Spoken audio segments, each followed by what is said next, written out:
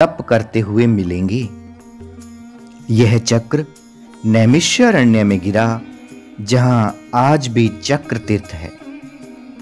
इस तीर्थ के बारे में मैंने आपको इस सीरीज की पहली वीडियो में बताया था। नैमिषारण्य के पास में ही मिश्रिक में ऋषि दधीचि तपस्या करते हुए मिले।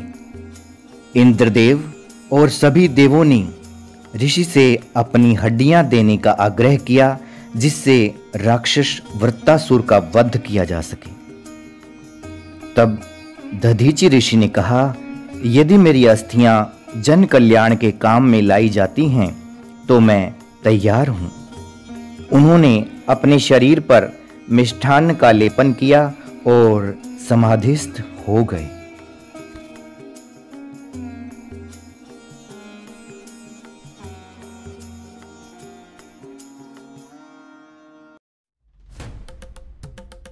कामधेनु गाय ने उनके शरीर को चाटना आरंभ कर दिया और कुछ ही देर में महर्षि के शरीर की त्वचा, मांस और मज्जा उनके शरीर से विलग हो गए। मानव देह के स्थान पर सिर्फ उनकी अस्थियां ही शेष रह गई।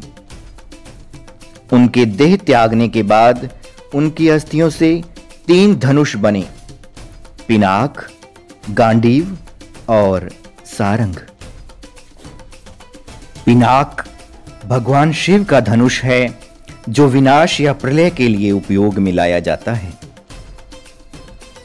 भगवान शिव के इस विशालकाय धनुष को कोई भी उठाने की क्षमता नहीं रखता था, लेकिन भगवान राम ने सीता माता के स्वयंवर में इसे उठाकर इसकी प्रत्यंचा चढ़ाई और इसे एक झटके में ही तोड़ दिया।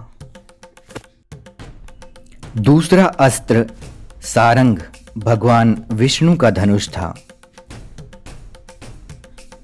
तीसरा धनुष गांडीव अलौकिक था। यह धनुष वरुण देवता के पास था। वरुण देव ने इसे अग्निदेव को दिया और अग्निदेव से यह अर्जुन को प्राप्त हुआ।